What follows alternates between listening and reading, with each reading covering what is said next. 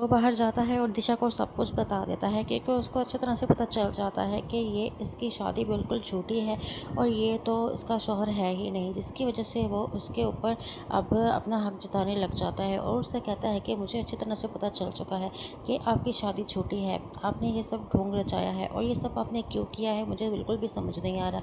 लेकिन मैं आपसे बिल्कुल भी नहीं पूछूंगा ये सब कुछ, लेकिन आपको किसी न किसी दिन तो मुझे बताना ही पड़ेगा, ये इतना सवा कुछ ढोंग रचाने की क्या ज़रूरत थी।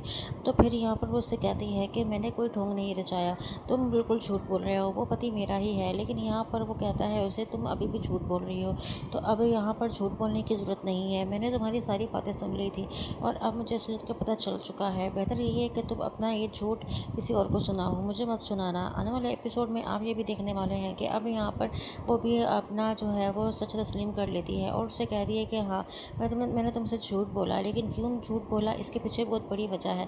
तो फिर वो कहता है कि मैं तुमसे वो वजह पूछ भी नहीं रहा, लेकिन मैं सिर्फ इतना चाह रहा हूँ कि फ़िलहाल इस झूठ को ख़त्म करो और चलो मेरे साथ, ताकि हम दोनों अपनी ज़िंदगी गुजार सकें।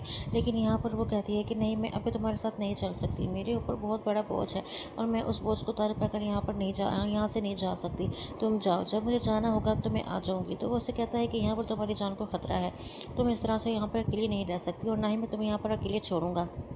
वो उससे कहती है कि मेरी जान को कोई ख़तरा नहीं है, अब तक यहाँ पर मैंने खुद की हिफाजत कर ली है, तो अभी भी मैं खुद ही कर लूँगी और तुम्हें मेरा इतनी फ़िक्र करने की ज़रूरत नहीं है। तो फिर वो उससे कहता है कि क्यों ना करो तुम्हारी फ़िक्र, आखिर तुम्हारे साथ और है ही कौन, और मैं तो बचपन से तुम्हारी फ़िक्र करता आया हूँ। ये बात सुनकर वो हैरान हो जाती है और कहती है कि क्या मतलब है इस बात का। तो फिर वो उससे कहता है कि इस बात का यही मतलब है कि मैं आपसे बहुत प्यार करता हूँ। ये बात सुनकर तो वो काफ़ी ज़्यादा जो है वो शौक रह जाती है।